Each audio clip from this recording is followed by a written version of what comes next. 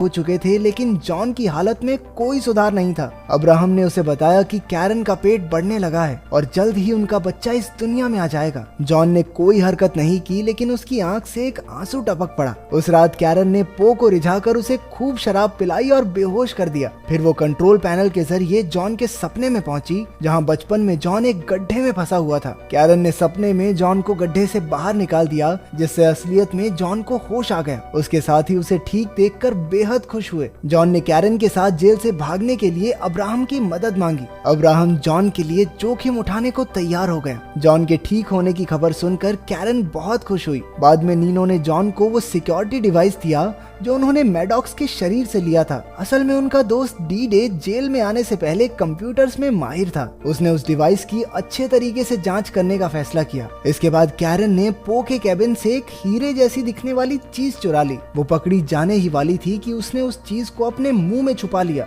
अगले दिन उसने वो हीरे जैसी चीज अब्राहम को देकर जॉन तक पहुंचाने को कहा। असल में ये हीरे जैसी दिखने वाली चीज पूरी जेल का एक डिटेल्ड नक्शा था। उन्होंने हिसाब लगाया कि कंस्ट्रक्शन साइट से होते हुए जेल से बाहर निकला जा सकता है। अगली सुबह अब्राहम ने उस नक्शे को वापस पो के कमरे में रख दिया ताकि किसी को कानो कान खबर ना हो। उधर डी डे ने पता लगा लिया कि वो सिक्योरिटी डिवाइस कैसे काम करता है। उस डिवाइस के अंदर एक बहुत ही ताकतवर चुंबक लगी हुई थी। उन्होंने इसका इस्तेमाल करके अपने शरीर में लगे डिवाइसेस को भी बाहर निकालने का फैसला किया। उनका ये प्लान कामयाब रहा और सबके सिक्योरिटी डिवाइसेस बाहर आ गए। अगले दिन जेड रोबोट ने पो को बताया कि जेल में गड़बड़ी चल रही है। पो ने कैमरा फुटेज में कैरन को लेंस चुराते हुए और अब्राहम को लेंस वापस रखते हुए देख लिया। उसके साथ इतना बड़ा धोखा होने के बाद वो गुस्से से भर गया, लेकिन इससे पहले वो कुछ कर पाता, जेड ने उसे बताया कि उसकी लापरवाही की वजह से अब उसे डायरेक्टर की पोस्ट से हटा दिया गया है। उधर जॉन की टीम भागने की तैयारी में लग गई।